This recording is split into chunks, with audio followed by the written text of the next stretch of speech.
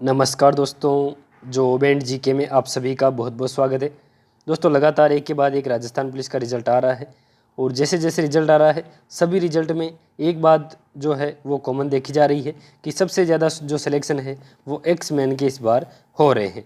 तो क्या सभी ज़िलों में इसी तरह जो एक्स सर्विसमैन है उनका ही सिलेक्शन होता रहेगा या कुछ ज़िले हैं जिनके अंदर छूट मिल सकती है? तो मिले, अगर छूट मिलती है तो किस आधार पर मिलेगी, या फिर जो एक्स मैन का जो आरक्षण सिस्टम है वो क्या है? तो इस वीडियो में इसी के बारे में हम चर्चा करने वाले हैं। तो बिल्कुल आसान और सरल तरीके से बात करेंगे, तो वीडियो को आपको एंड तक जरूर देखना है।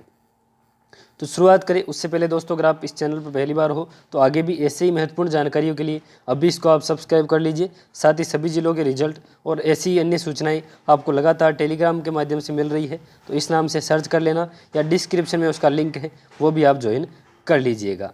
तो सबसे पहले तो बात करते हैं दोस्तों, जो सबसे ज़्यादा जो एक्समैन अगर सिलेक्शन हो रहे हैं तो किस कैटेगरी को सबसे ज़्यादा नुकसान हो रहा है। तो देखिए दोस्तों, ये ओवरऑल में पूरे राजस्थान की बात कर रहा हूँ।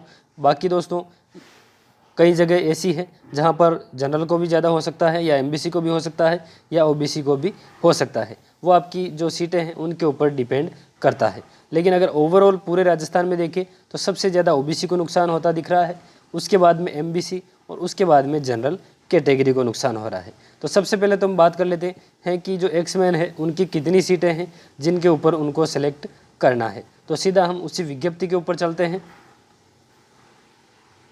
तो दोस्तों, ये आप देख सकते हैं जो कांस्टेबल भर्ती 2019 है उसकी संशोधित विज्ञप्ति आपको देखनी है। अगर नहीं मिले तो ये भी मैं आपको टेलीग्राम पे डाल दूंगा, तो वहाँ पर देख सकते हैं। बाकी अधिकांश स्टूडेंट को ये समझ में आ गया है। अगर थोड़ा सा डाउट है तो आप वीडियो देख लीजिए ताकि आपका कोई कन्फ्यूजन है वो क्लियर हो सके। तो यहाँ पर क्या देखना है दोस्तों, यहाँ पर आपको ये देखना है जो एक्समैन की सीटें हैं वो यहाँ पर दी हुई है। ठीक है, यहाँ पर भूतपूर्व सैनिकों हेतु जो बैकलॉग शहीद पद है उनकी संख्या यहाँ पर दी गई है। यानी कि जैसे जयपुर आयुक्तालय है तो वहाँ पर 150 पद दिए गए हैं एक्समैन के। यानी कि सबसे पहले जो एक्समैन है उनको 150 को सिलेक्ट किया जाएगा और उसके बाद में जो सीटें बचेगी कैटेगरी वाइज उनके अंदर आपको सिलेक्ट किया जाएगा। यानी कि ऐसे ही आप दूसरे ज़िले हैं उनकी भी आप देख सकते हैं। तो ये जो सीटें हैं अपने ज़िले की आप अपने अनुसार देख सकते हैं कि मेरे ज़िले में कितने जो एक्समैन है उनको लेना है। तो सबसे पहले उन्हीं की सीटें भरी जाएगी और उसके बाद में आपका नंबर आएगा। तो इसको हम एक उदाहरण के माध्यम से समझते हैं। तो दोस्तों, यहाँ पर हम उदाहरण ले लेते हैं जो भीलवाड़ा डिस्ट्रिक्ट है उसी का। ठीक है दोस्तों, अब भीलवाड़ा का क्यों ले रहा हूँ, ताकि आपको किसी को बुरा नहीं लगे, क्योंकि मैंने जो भीलवाड़ा है वहीं से क्वालिफाई किया हुआ है फिजिकल भी। तो वहाँ पर मैं कैसे बाहर होने वाला हूँ उसके बारे में बात करूँगा ताकि आपको भी किसी को बुरा ना लगे। बाकी हकीकत है, आप अगर अभी एक्सेप्ट कर लेते हैं तो अच्छा है, वरना रिजल्ट आने के बाद आपको एक्सेप्ट तो करना ही पड़ेगा। तो भीलवाड़ा का क्या सिस्टम है वहाँ पर हम चर्चा कर लेते हैं कि मैं किस तरह से बाहर होने वाला हूँ। तो देखिए दोस्तों, एक्समैन की सीट यहाँ पर कितनी है, तो दोस्तों 58 सीट है एक्समैन की और टोटल सीट है 117। यानी कि 117 में से पहले 58 को सिलेक्ट किया जाएगा और उसके बाद में अगर सीट खाली रह जाती है तो सामान्य स्टूडेंट को, जो हम जैसे बेरोजगार है, उनको सम्मिलित किया जाएगा, अन्यथा नहीं किया जाएगा अगर सीटें रिक्त नहीं रहती है तो। ठीक है, अब हम बात कर लेते हैं ओबीसी की दोस्तों। तो ओबीसी में देखिए 39 सीट है, 2% स्पोर्ट कोटा की कटेगी तो बचती है 37 सीट। तो आपको नहीं लगता कि जो 95 स्टूडेंट है उनमें से 37 बंदे दौड़ पास नहीं कर पाएंगे? बिल्कुल कर पाएंगे। अगर 95 का आधा भी करते हैं तो भी आराम से पास कर पाएंगे। यानी कि आधे स्टूडेंट जो एक्समैन है वो तो दौड़ क्वालिफाई करने वाले हैं। तो बिल्कुल जो 37 सीटें हैं ओबीसी की वो पूरी की पूरी एक्समैन के द्वारा भर दी जाएगी। ठीक है, अगर आपके एनसीसी है या फिर आपके 75 में से 75 है तो आप अपने पास रखिए। जो सीटें हैं वो ओबीसी की पूरी एक्समैन के द्वारा भरी जाएगी भीलवाड़ा डिस्ट्रिक्ट में। ठीक है, उसके बाद में आता है जनरल कैटेगरी। तो मैं जनरल से पास हुआ हूँ और ओबीसी का कैंडिडेट हूँ, तो ओबीसी से ऐसे बार हो गया। उसके बाद जनरल की बात करें तो वही 2%, यानी कि 17 सीटें बचेगी 2% स्पोर्ट के काटने पर, और जो एक्समैन है वो है चॉइस पास। तो 1-2 सीटें यहाँ पर जनरल में बच सकती है, क्योंकि हो सकता है 2-3 एक्समैन अनुपस्थित हो और कुछ दौड़ में फेल हो जाए, तो 17 सीटें बचती है। तो 1-2 सीट बच सकती है। अगर ये सब पास हो जाते हैं तो फिर नहीं बचेगी। ठीक है, और अगर आपके एनसीसी है तो आपके यहाँ पर चांस बन सकते हैं, बाकी ओबीसी में आपका कोई चांस नहीं है।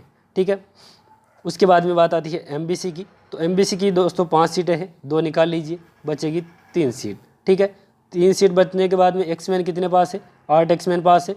तो आसानी से 3 पास हो जाएंगे दौड़ के अंदर, तो तीनों यहाँ पर सेलेक्ट हो जाएंगे। ठीक है, तो इसी तरह जो ईडब्ल्यूएस है उसके अंदर 2 एक्समैन पास है और जो ST कैटेगरी है उसके अंदर 6 एक्समैन पास हुए हैं। तो जैसा मैंने ऊपर बताया वैसे ही यहाँ पर भी होगा। और बाकी दोस्तों एक बात यह है कि टोटल 58 सीटें ही यहाँ पर ली जाएगी। ठीक है, कितनी 58 सीटें ली जाएगी, तो जो मैंने आंकड़ा बताया है उससे 1 या 2 सीट ऊपर नीचे हो सकती है। इसके अलावा कोई भी जो दूसरा है तरीका वो नहीं लगने वाला, यही तरीका लगेगा। रिजल्ट आने के बाद में आपको पता चल जाएगा। बाकी अन्य ज़िले से अगर आप हैं तो आप ऐसे ही जो अपना जो आकलन है वो कर सकते हैं कि मेरा नंबर आ सकता है या नहीं आ सकता है। ठीक है, मैंने एक छोटा सा प्रयास किया है आपको एक उदाहरण के माध्यम से समझाने का।